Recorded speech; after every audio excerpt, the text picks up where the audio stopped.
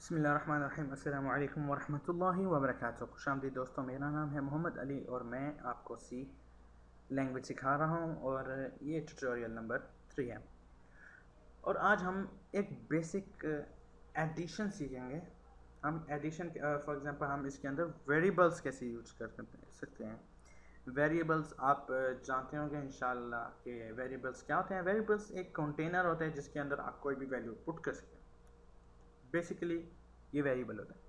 सो हम क्या करेंगे, हमारा जो बेसिक प्रोग्राम है, आप देख सकते हैं कि हमारा बेसिक प्रोग्राम है और हम यहाँ करेंगे, हम कुछ वेरिएबल डिक्लेयर करेंगे। वो ये होंगे कि मैं कहता हूँ इंट, सॉरी, या ये मैं आपको बताना भूल गया कि जो सी है वो मोस्टली 99% स्मॉल लेटर्स में काम करती है। स्मॉल लेटर्स मीन्स कैपिटल नहीं, small, so it's not capital, lower case में काम करती है। सो आपको लोअर केस में ही काम करना होगा। यहाँ INT आप पुट करेंगे। So int means integer, integer means number. Number मैं कह रहा हूँ कि मुझे इंटीजर x मुझे चाहिए, एक इंटीजर वेरिएबल, मुझे y भी चाहिए और मुझे z भी चाहिए। मुझे 3 वेरिएबल चाहिए जो इंटीजर्स हों। मैं ऐसे भी कर सकता हूँ, मुझे एक वेरिएबल चाहिए x जो इंटीजर हो, मुझे एक और वेरिएबल चाहिए y जो इंटीजर हो, और मुझे एक और वेरिएबल चाहिए z जो कि इंटीजर हो। लेकिन आप देख सकते हैं कि कितना लंबा हो जाता है, लेकिन इजी हो जाता है। तो आप बेसिकली दोनों यूज़ कर सकते हैं। मैं ये वाला यूज़ करूँगा, x y और z, क्लिक और जस्ट टर्मिनेट कर दूँगा प्रोग्राम को। मतलब कहूँगा कि बस इससे ज़्यादा आगे कुछ मत करो। अब इसको कहूँगा कि एक काम करो, लेट करो, कंसीडर करो कि x की वैल्यू जो है वो है 200। Integer means only numbers, remember करें या याद रखें कि इंटीजर सिर्फ नंबर्स होते हैं। y अगेन 250 है, और मैं कहता हूँ सम या z, जो z की वैल्यू या z की वैल्यू वो हमें जो मिले वो x और प्लस की x और y का सम हो। सो बेसिकली ये हमारे पास एक प्रोग्राम है और मैं कहता हूँ कि मैं इसे रन करना चाहता हूँ। आप देख सकते हैं कि हमारा कंप्लीट प्रोग्राम है और इसके अंदर कोई ऐसी बात नहीं है जो गलत है, लेकिन ये रन नहीं होगा। ट्राई करते हैं।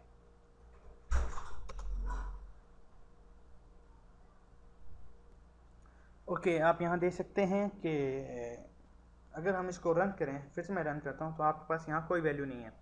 इसका मतलब ये प्रोग्राम सही है, आपके अंदर इस प्रोग्राम के अंदर कोई गलती नहीं है, लेकिन इसका कोई आउटपुट नहीं है। मैं इसको कुछ कह नहीं रहा कि मुझे कुछ वापसी में चाहिए, मुझे कुछ आउटपुट चाहिए, मुझे कुछ रिजल्ट चाहिए। मैं कह रहा हूँ कि ये एक वेरिएबल है, x है, उसकी वैल्यू 200 है, y है, उसकी वैल्यू 250 है, और z है जो इन दोनों को ऐड करता है। तो बस ये मैं कह रहा हूँ, मैं ये नहीं कह रहा कि कुछ उसके बदले में करो या उसके लिए करो। सो अब हम वो करेंगे कि वो तुम कुछ करो, और मैं कहूँगा कि तुम प्रिंट करो। प्रिंट एफ मतलब प्रिंट, आई थिंक फंक्शन और वट एवर।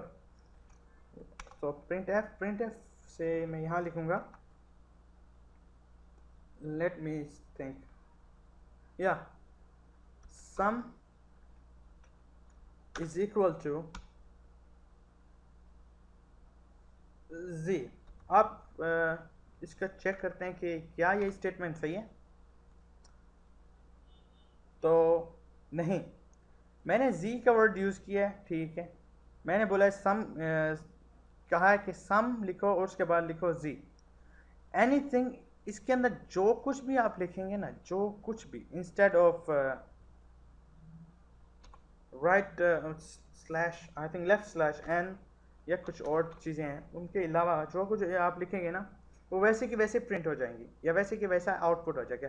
इसे मैं sum is equal to percentage d लिखूँगा, स्मॉल d, जैसे मैंने आपको बोला ये लोअर केस में काम करता है। उसके बाद मैं कॉमा लगाऊंगा और उसके बाद z पुट करूँगा। अब मैं कह रहा हूँ इसको कि प्रिंट करो सम, उसके बाद कोई वैल्यू, और ये वैल्यू जो है वो इसका रिप्लेसमेंट है। मैंने इसको कह रहा हूँ यहाँ कोई वेरिएबल की वैल्यू आएगी, यहाँ परसेंटेज d की जगह पे एक वेरिएबल z की वैल्यू आएगी। सो अब मेरे पास जो आंसर आएगा वो इसका रिज़ल्ट आएगा, जो मैं अगर मैं इसको रन करूं, जो बेसिकली मैं करने वाला हूं, लेकिन मैंने इसको टर्मिनेट किया, इसको मैं बंद करता हूं और इसको मैं रन करता हूं, बिल्ड एंड रन।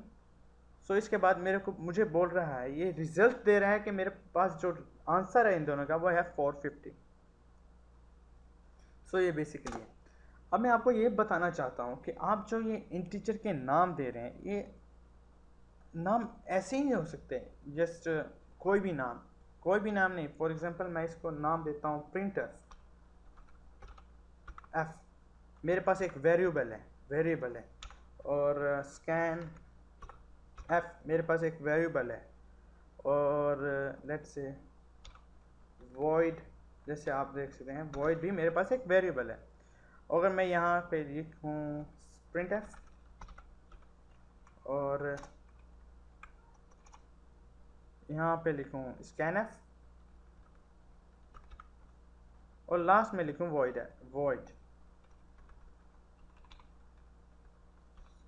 सो हम चेक कर रहे हैं कि क्या ये सही होगा, क्योंकि ये वेरिएबल प्रिंट एफ है, ये वेरिएबल मैं कोई भी नाम दे सकता हूँ, ए बी सी भी दे सकता हूँ, कुछ भी दे सकता हूँ।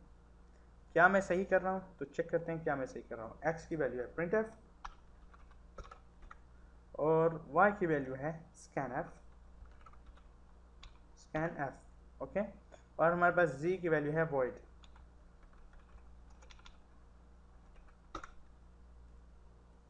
मैं इसको रन करता हूँ तो मेरे पास एरर्स ही एरर्स होंगे, क्योंकि ये जो वर्ड्स हैं, जो हम इंटीजर्स या आप बोल सकते हैं वेरिएबल्स हैं, ये वो वर्ड्स होने चाहिए जो प्रोग्रामिंग में मौजूद रिजर्व्ड कीवर्ड्स नहीं है। रिजर्व्ड कीवर्ड्स वो होते हैं जो प्रोग्रामिंग में पहले से वर्ड्स मौजूद होते हैं और जिनका एक खास मतलब होता है। जैसे प्रिंट एफ है, प्रिंट एफ का मतलब एक आउटपुट देना। अगर मैं इसको एज अ वेरिएबल यूज़ करूँगा तो ये जाहिर है मेरी गलती है, क्योंकि वो बोल रहे हैं, मैं तो प्रिंटर सी लैंग्वेज बोल रही है कि मेरे लिए प्रिंट एफ का मतलब है कोई वैल्यू आउटपुट करना, और तुम मुझे इसका इंटीजर बोल रहे हो, ये गलत है, या इसको वेरिएबल बोल रहे हो, ये गलत है। तुम मेरे जो वर्ड्स हैं तुम यूज़ नहीं कर सकते, तुम अपने वर्ड्स खुद के क्रिएट करो जो मेरी वोकेबुलरी के अंदर नहीं हो। सो फॉर एग्जांपल मैं एक्स भी मौजूद है, सो हेलिंग कहीं नहीं होगा, जबकि ये, और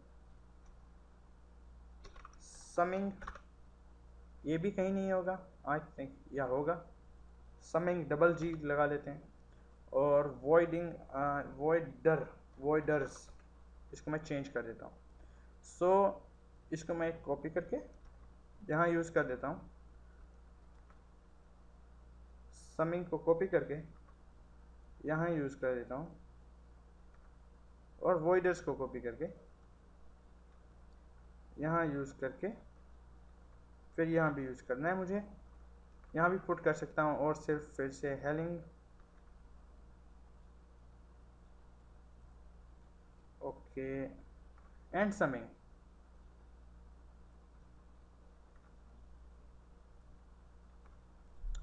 अब मैं इसको फिर से रिज़ल्ट इसका चाहता हूँ, तो ये इसका रिज़ल्ट फिर से आ गया। इसका मतलब ये है कि ये जो मैंने वर्ड्स यूज़ किए हैं पहली बार, ये आई थिंक इनमें से ये वाला हेलिंग और समिंग और वॉइडर्स हो सकता है, लेकिन ये दो वर्ड्स इंग्लिश में ही मौजूद नहीं है, तो लैंग्वेज तो दूर है।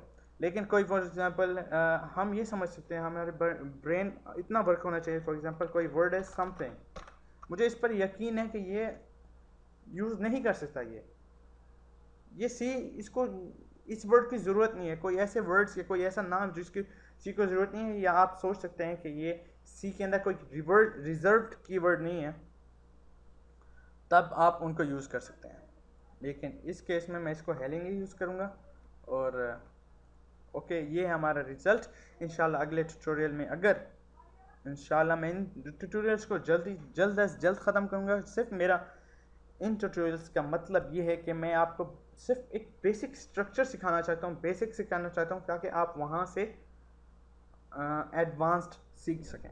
सो बेसिकली इसमें कोई बड़ी बात नहीं है, आप सीख सकते हैं। और हाँ, आप फॉर एग्जांपल मैं यहाँ अगर लाइन क्रिएट करना चाहता हूँ, मैं बोलता हूँ इसके बाद एक लाइन क्रिएट कर दो, तो देखते हैं इसका रिज़ल्ट क्या आएगा। कोई भी नहीं, क्योंकि यहाँ basically most of people think that अगर मैं यहाँ पुट कर दूँ तो ये वाला जो रिज़ल्ट है वो आगे नीचे चले जाएगा। ये गलत है और आपको ये समझना चाहिए। और बेसिकली ये है, आप इसका मतलब तो आप जानते हैं कि अगली लाइन में जाना, मगर इस पूरे को प्रिंट करने के बाद, इस पूरे फंक्शन को फुलफिल होने के बाद आप अगली लाइन में जाएंगे। ओके, अल्लाह हाफिज़, खुदा हाफिज़ एंड शब बख़ैर। इंशाअल्लाह अगले ट्यूटोरियल में मुलाकात।